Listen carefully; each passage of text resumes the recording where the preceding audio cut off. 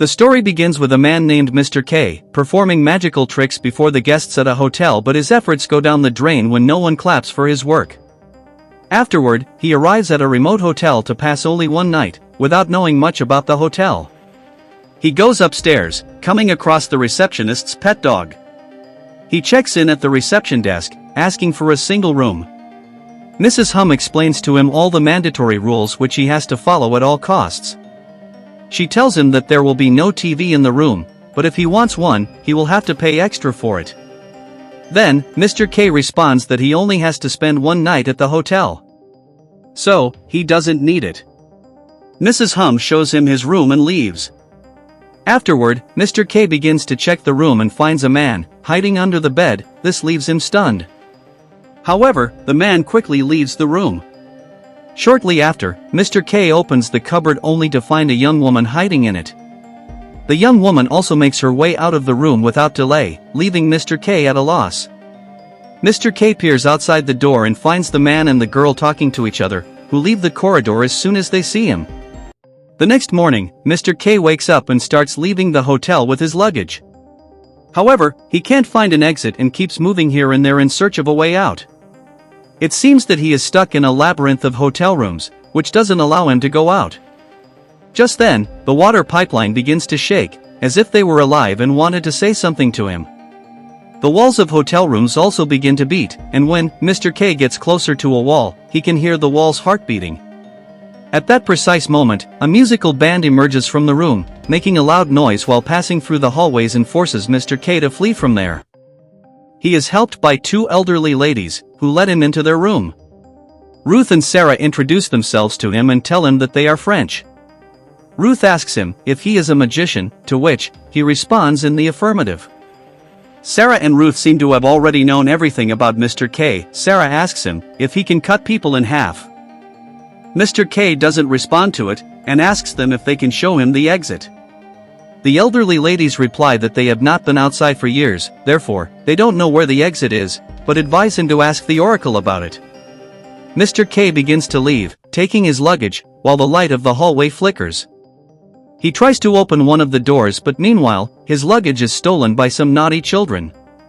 The musical band shows up again, causing Mr. K to enter a random room in haste.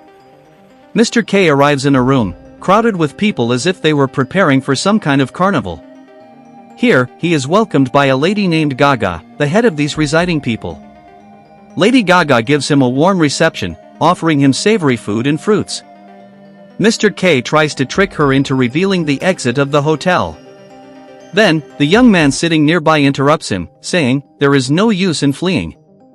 Afterward, Lady Gaga goes to take a bath and her assistants push Mr. K out of the room. Mr. K comes into the kitchen area, finding the kitchen staff working wholeheartedly, with no desire to get out of the hotel. Melinda, the daughter of the chief chef, makes Mr. K wear the apron, mistaking him for a job seeker. Here, Mr. K meets Anton, who becomes friendly with him in no time. Mr. K reveals to him that he is not looking for a job there, but is a guest. Afterward, he shows his tricks to the kitchen staff, impressing Melinda, who quickly gives him a job. Thereafter, Mr. K comes into the dormitory, happily meeting other chefs. In the morning, Anton wakes him up. Mr. K is astonished after finding himself in different clothes and without pants. Anton takes off one of the workers' pants and gives it to him to wear. Afterward, they go to the kitchen where Mr. K hears a rumbling sound coming from upstairs and asks Anton if he heard it. Anton replies that it may be a burst pipeline because the water supply has been quirky lately. Afterward, Mr. K shakes hand with Anton, indicating his departure from the hotel. Moments later, Melinda grabs Mr. K, pulling him into a silent room and starts intimating with him. In the hallway, Mr. K takes the measurements between two walls and after this, he steps into the washroom to relieve himself. Just then, someone knocks on the door, asking Mr. K if he is the one who was supposed to be the savior. Shortly after, a couple of hands enter the washroom, trying to get a hold of him. Mr. K responds that they are confusing him with someone else, and he is not the one they are looking for. After hearing this, those hands are drawn back. Mr. K asks Anton how long he has been working there, and how often he has been outside. Anton responds 7 years, and in the course of these 7 years, I have been able to go outside 9 times. Mr. K doesn't take even a single second to catch Anton lying and says, "You have never been outside." Meanwhile, Mr. K spots Melinda in the kitchen and without delay, goes after her, but by then, she disappears. Mr. K bursts into the chief chef's office, informing him that he is leaving the hotel. The chef doesn't grant his request, but promotes him to the whisking department. However, Mr. K turns down the offer, causing the chef to stoop to his knees and begin to request him not to leave the hotel. Mr. K picks him up, embracing him.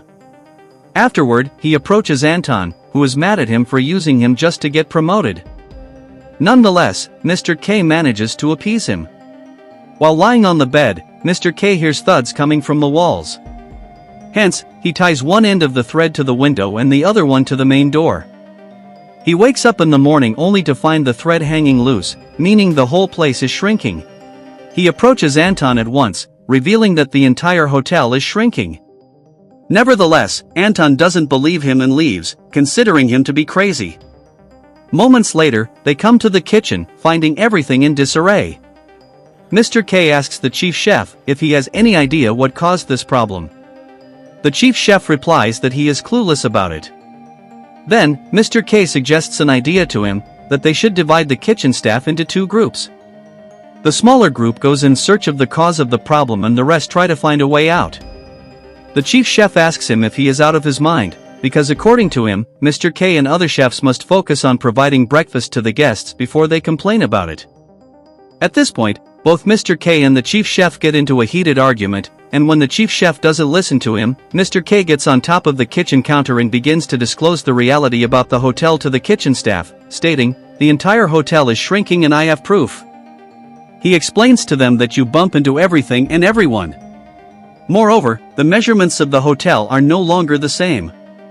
Other chefs, including the chief chef, begin to beat the pans with ladles, indicating they are against Mr. K, and shortly after, they throw him out of the kitchen, despite his best efforts to shatter their illusion. Ruth and Sarah have had the furniture moved out of their room by Mr. K. He asks them if they are moving out. Then, they reply in the negative. Instead, they are rearranging their furniture as it no longer fits in the room. Furthermore, she asks him if he is one who is looking for the reception desk. Mr. K replies yes. Then, Sarah reveals that rumors once circulated about a divine presence in this hotel. However, Mr. K doesn't believe it and leaves. In his room, Mr. K hears the loud noise of music again while the musical band is in full swing outside. The noise of music is so loud that it shatters the window pane.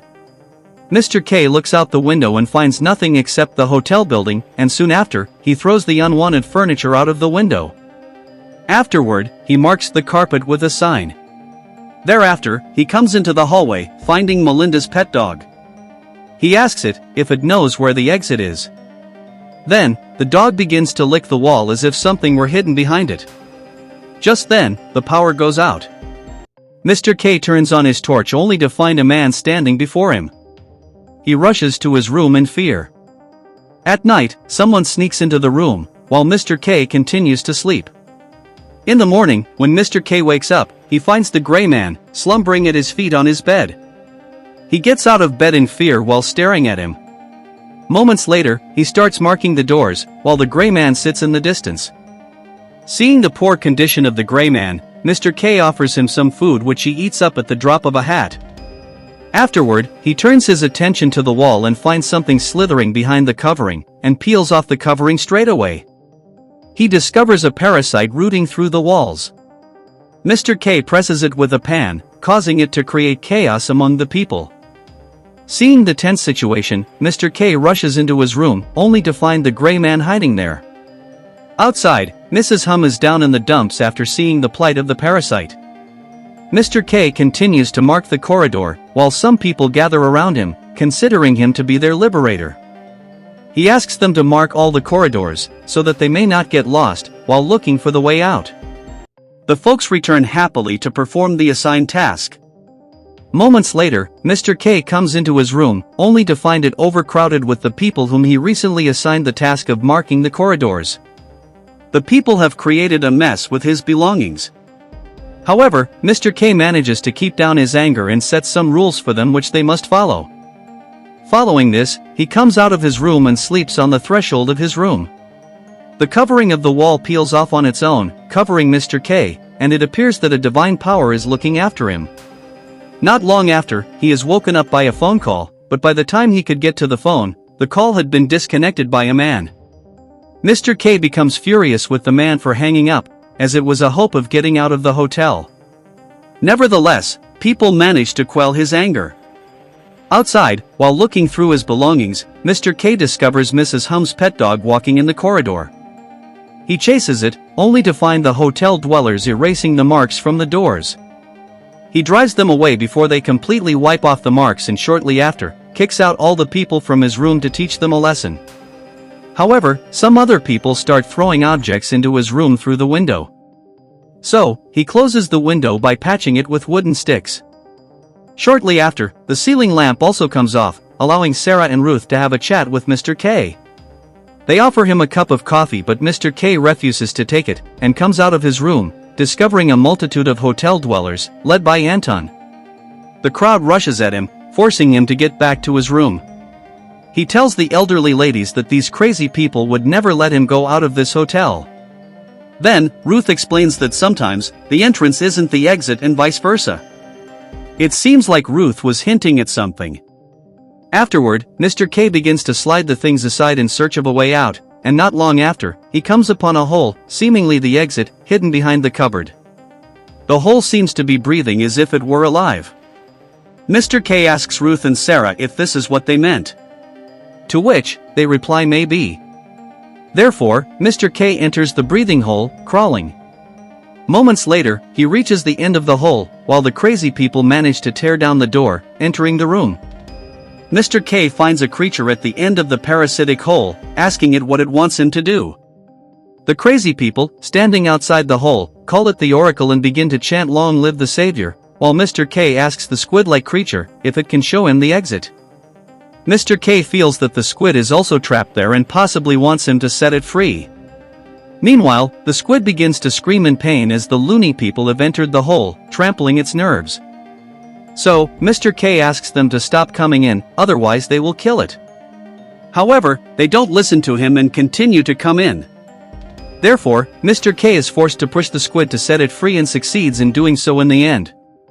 The very next moment, Mr. K finds himself in the deep ocean and soon after, the squid also swims to him. Afterward, the squid clings around Mr. K and swims to the surface of the water before Mr. K drowns, and with this heart-touching scene, this movie comes to an end.